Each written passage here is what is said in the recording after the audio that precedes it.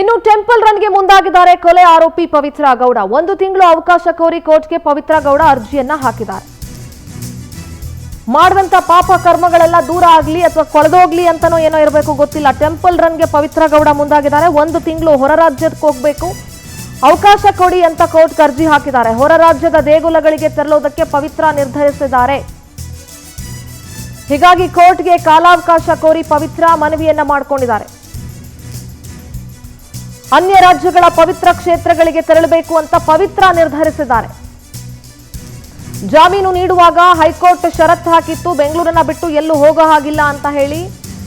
ಹೀಗಾಗಿ 1 ತಿಂಗಳು ಅನುಮತಿ ಕೊಡಿ, ಹೊರ ರಾಜ್ಯದ ದೇವಸ್ಥಾನಗಳಿಗೆ ಹೋಗಬೇಕಾಗಿದೆ, ಪವಿತ್ರ ಕ್ಷೇತ್ರಗಳಿಗೆ ಹೋಗಬೇಕು ಅಂತ ಪವಿತ್ರ ಕೋರ್ಟ್ಗೆ ಮನವಿ ಮಾಡಿಕೊಂಡು ಅರ್ಜಿಯನ್ನ ಸಲ್ಲಿಸಿದ್ದಾರೆ.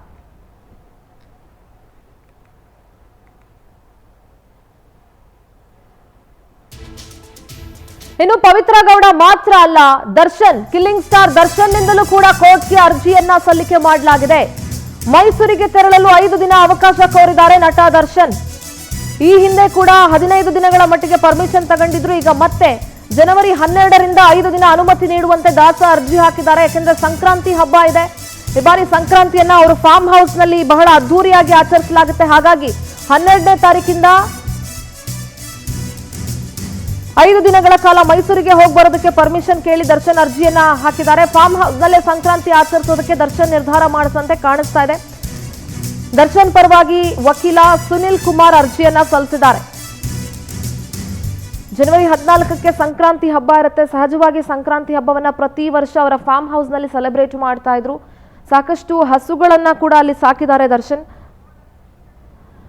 ಎಲ್ಲ ವಿಚಾರಗಳಿಗೆ ಸಂಬಂಧಪಟ್ಟಂತೆ ನಮ್ಮ ಪ್ರತಿನಿಧಿ ಶಶಿಧರ್ ಮಾಹಿತಿಯನ್ನ ನೀಡ್ತಾರೆ. ಶಶಿಧರ್, ಇವತ್ತು ಕೋರ್ಟ್ಗೆ ದರ್ಶನ್ ಅಂಡ್ ಗ್ಯಾಂಗ್ ಹಾಜರಾಗಿದ್ರು. ವಿಚಾರಣೆಯನ್ನ ಫೆಬ್ರವರಿ 25ಕ್ಕೆ ಮುಂದೂಡಲಾಯಿತು. ಒಂದ್ ಕಡೆ ಪವಿತ್ರ ಗೌಡ ಹೊರ ರಾಜ್ಯಕ್ಕೆ ಹೋಗ್ಬೇಕು, ಪರ್ಮಿಷನ್ ಕೊಡಿ ಅಂತ ಅರ್ಜಿ ಹಾಕಿದ್ದಾರೆ. ಇನ್ನೊಂದ್ ಕಡೆ ದರ್ಶನ್ ಮೈಸೂರಿಗೆ ಹೋಗ್ಬೇಕು, 5 ದಿನಗಳ ಕಾಲ ಪರ್ಮಿಷನ್ ಕೊಡಿ ಅಂತ ಅರ್ಜಿ ಹಾಕಿದ್ದಾರೆ. ಇದು ಒಟ್ಟಾರೆ ಎಲ್ಲ ವಿಚಾರಗಳ ಅಪ್ಡೇಟ್ಸ್ ಏನೇನಿದೆ ಶಶಿಧರ್?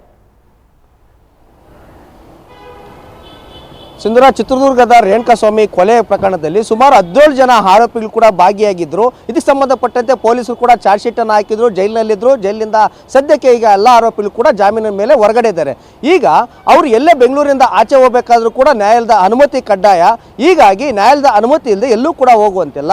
ಈಗ ದರ್ಶನ್ ಕೂಡ ಕಳೆದ ವಾರ ಕೂಡ ಮೈಸೂರಿಗೆ ಹೋಗಿದ್ರು. ಅದು ಕೂಡ ನ್ಯಾಯಾಲಯದ ಅನುಮತಿಯನ್ನು ತೆಗೆದುಕೊಂಡು ಆ ಅನುಮತಿ ಮುಗಿದಿತ್ತು. ನಂತರ ಈಗ ಸದ್ಯಕ್ಕೆ ಬೆಂಗಳೂರಿನಲ್ಲೇ ವಾಸ್ತವ್ಯ ಇದ್ದಾರೆ. ಹೀಗಾಗಿ ಪೊಲೀಸರು ಕೂಡ ಈಗಾಗಲೇ ಎಲ್ಲ ಒಂದು ಕಡೆ ಕಾಮಾಕ್ಷಿ ಪೊಲೀಸರು ಕೂಡ ಒಂದು ಎಲ್ಲ ರೀತಿಯಲ್ಲೂ ಕೂಡ ಟ್ರಯಲ್ ಮಾಡೋದು ಕೂಡ ಪೊಲೀಸರು ಕೂಡ ಈಗ ಎಲ್ಲ ರೀತಿಯಲ್ಲೂ ಕೂಡ ತಯಾರಿಯನ್ನು ಕೂಡ ನಡೆಸಿಕೊಂಡಿದ್ದಾರೆ. ಇದೇ ವಿಚಾರಕ್ಕಾಗಿ ಏನು ನ್ಯಾಯಾಲಯದ ಅವಕಾಶವನ್ನು ಕೂಡ ಕೇಳಿತ್ತು. ಈ ಒಂದು ಕಾರಣಕ್ಕಾಗಿ ಇವತ್ತು ನ್ಯಾಯಾಲಯ ಎಲ್ಲ ಆರೋಪಿಗಳು ಕೂಡ ಕೋರ್ಟ್ಗೆ ಹಾಜರಾಗೋದಕ್ಕೆ ಸೂಚನೆ ಕೂಡ ಕೊಟ್ಟಿದ್ರು.